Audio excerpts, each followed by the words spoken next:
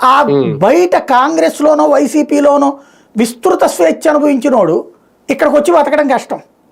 కానీ తెలుగుదేశం స్కూల్ నుంచినే వెళ్ళినవాడు కాబట్టి మళ్ళీ వెనక్కి వచ్చి బతకగలడు వీళ్ళు ఇందులో.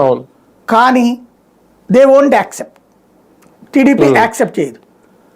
అలాగని వాళ్ళు ప్రయత్నించారు, వెయిట్ చేస్తున్నారు స్టిల్ నౌ కొంతమంది. వీళ్ళని తెలుగుదేశం తీసుకునేటట్టయితే శాంతం అయిపోవడమే కాదు, రివర్స్లో జగన్ అమ్మలక్కలు తిడతారు రేపు పొద్దున. ఇప్పుడు వీళ్ళని అట్ట తిట్టారు, వాళ్ళని అట్ట తిడతారు.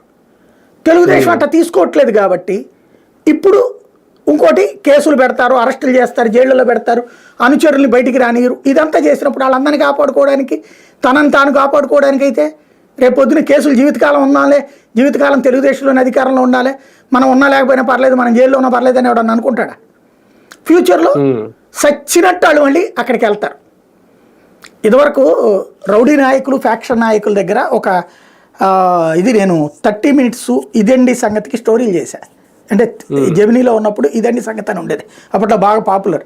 అరగంట స్టోరీ 3 స్టోరీలు ఇచ్చేవాళ్ళం, దాంట్లో చాలా హోంవర్క్ చేసేవాళ్ళం అనమాట. అట్లాగే TV9లో 30 minutes మీకు తెలిసిందే. ఈ రెండిట్లో కూడా బాగా కష్టపడాలి ఇవన్నీ. అప్పుడు నేను ఈ ఫ్యాక్షనిజం ఏరియాల్లో, రౌడీయిజం ఏరియాల్లో ఉన్నటువంటి వాళ్ళతో మాట్లాడి కొన్ని స్టోరీలు చేశా, అందుకని నాకు బాగా గుర్తు. ఏం చేస్తారంటే అక్కడ రౌడీ నాయకులు వాళ్ళ అనుచరులు కొన్ని కేసుల్లో ఉండాలని వాళ్ళే కోరుకుంటారు, ఫ్యాక్షన్ నాయకులైనా సరే. అలా ఉన్నంతసేపే వీళ్ళ చేతుల్లో